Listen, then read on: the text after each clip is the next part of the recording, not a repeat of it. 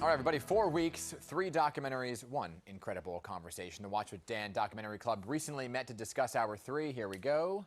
Must-watch picks for the month of June. Studio 54, David Foster, Off the Record, and Disclosure. Now, we laughed, we learned a lot from each other's perspectives, and we even planned a barbecue.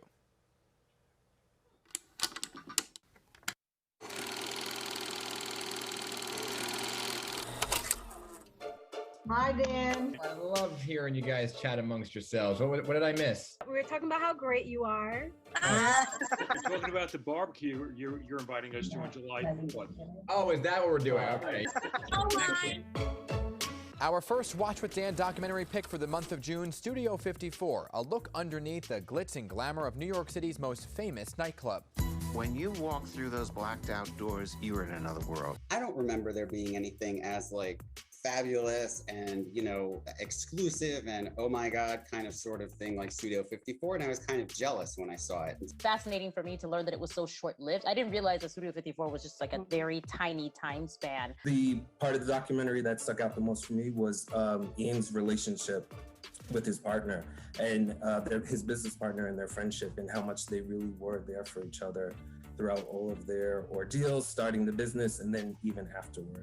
Everybody knew Studio 54, but I don't think in my group of friends, we didn't know what was actually going on inside there and what it took to get in.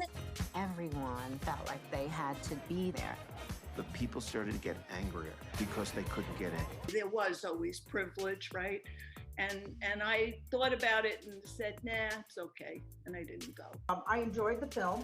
And I also found out something that I did not know, that my sister went there when it was like first opened. Today, if it still existed, who would go? Show of hands. Me. I would try. I wouldn't get in, but I would try. Next up, David Foster, Off the Record, an introduction to the man who produced mega music hits from artists like Celine Dion, Barbra Streisand, Lionel Richie, Michael Bublé. Need I go on?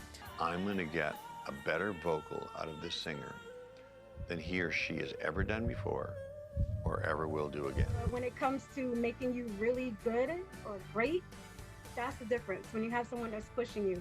And all the ones that said that they pushed him were very appreciative, even if he didn't do it in the way that they would have liked.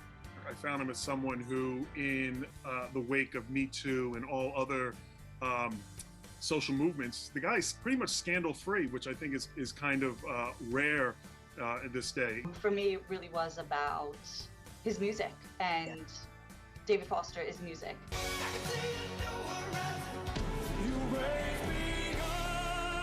The song comes and then people love the song and then they don't even realize that so much of this stuff was just agonized over.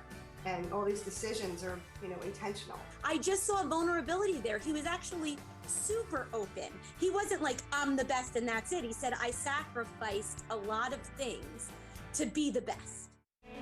And third, our pick for Pride Month, Disclosure, an unprecedented, eye-opening look at Hollywood's depiction of transgender people in movies and television and the impact it had on American culture.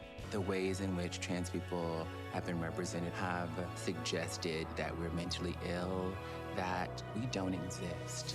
And yet here we are, and we've always been here. 80% has never met or knows someone who is trans, right?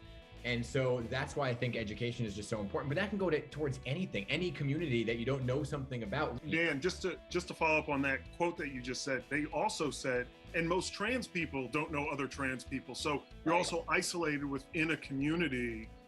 So finding those allies, finding those networks is really important. I could have hugged the people I knew more when I was younger. I just didn't realize what they were going through. Even within the LGBTQ plus community, trans people tend to be looked down upon even by other people in that community. There are lots of ugly things about our history, but I think we have to know them. I think that we have to forgive ourselves for our past misdeeds. Though the most important thing that you take from this is that we're learning and we're growing. There is a one-word solution to almost all the problems in trans media. We just need more. This is the highlight of my month. Seriously, I love talking to you all. Okay, and we'll work on a barbecue. Bring your own protein. Bye. Hey, everybody. Love this group of people, really. I think there's just such an incredible group to talk to each and every month. If you'd like to join the Watch with Dan Documentary Club, be part of all the fun there, all you have to do is email me, dan@pix11.com. We're going to announce our pick for the month of July next Friday.